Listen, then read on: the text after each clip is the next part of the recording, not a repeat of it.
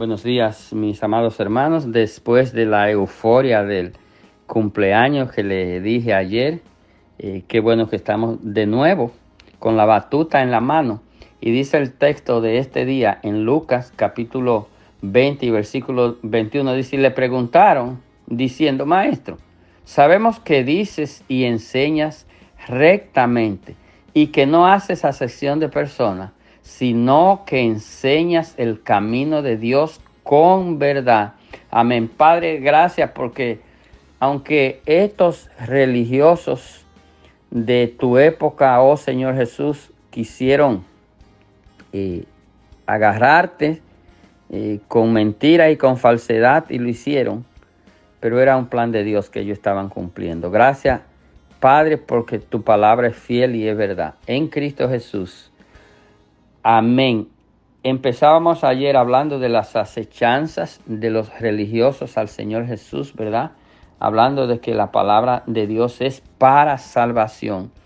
Y en este tiempo más que nunca debemos nosotros de enfatizar que el verdadero uso de la palabra de Dios, del Evangelio de Cristo, fue para salvación. Qué pena que se está utilizando en estos días y se ha utilizado para otras cosas que no tienen nada que ver con salvación. Y entonces nosotros enfatizamos que la palabra de Dios, el objetivo principal de Dios en dar su palabra enviada a través de su Hijo Cristo, fue para que el mundo se salvara, porque el mundo está condenado.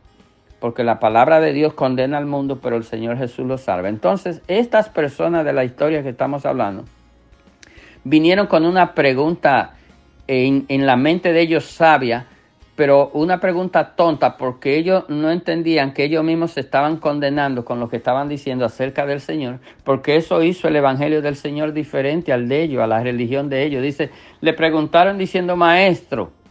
Ciertamente el Señor fue un maestro de la palabra. Diría yo, el mejor maestro del que habla la Biblia es el Señor Jesús, porque la vida no nos da a nosotros para entender y para aprender todo lo que el Señor Jesús tiene que enseñarnos de su vida y de su ministerio aquí en la tierra. Dice, sabemos que dices y enseñas rectamente. Eso es correcto. El Señor dijo y enseñó correctamente la palabra de Dios. ¿Cuánta necesidad hay en estos días de predicadores que prediquen correctamente la palabra de Dios? Predicar correctamente quiere decir que nosotros intentamos decir lo que el Espíritu Santo inspiró por medio de las personas para que se enseñara tal cual fue la idea de Dios cuando se toma un texto de la palabra de Dios, enseñar correctamente. Esto choca muchas veces porque el enseñar correctamente a veces choca con los intereses de la persona que están predicando. Porque hay personas que no están predicando ni están enseñando correctamente. Están enseñando lo que a ellos les interesa enseñar para el propósito que a ellos les interesa. Pero dice que el Señor fue un maestro que enseñó correctamente. Y este testimonio lo dan los mismos religiosos sin saber que ellos se están condenando con lo que están diciendo. Porque lo que ellos están diciendo entre líneas es que el Señor sí enseñó correctamente y ellos enseñaban correctamente, incluso siendo ellos maestros de la ley, algunos enseñaban conforme a mandatos de hombre, porque lo dice la misma Biblia, y no conforme a la voluntad de Dios. Dice, y que no haces acepción de persona, otra condenación. Mira, los halagos que ellos le están dando al Señor era justamente lo que ellos hacían al revés. Ellos hacían acepción de personas. Muchos de ellos preferían, dice la Biblia, sentarse en los primeros asientos, vestirse diferente a todo el mundo, llamar la atención, hablar bastante en público para que la gente dijera que ellos eran personas diestras, personas con todo el conocimiento de la ley, y muchos de ellos sí tuvieron todo el conocimiento de la ley, pero de nada te vale conocer y no poder vivir lo que conoce. Dice, sino que enseñas el camino de Dios con verdad. Yo creo que esta es la meta de un predicador.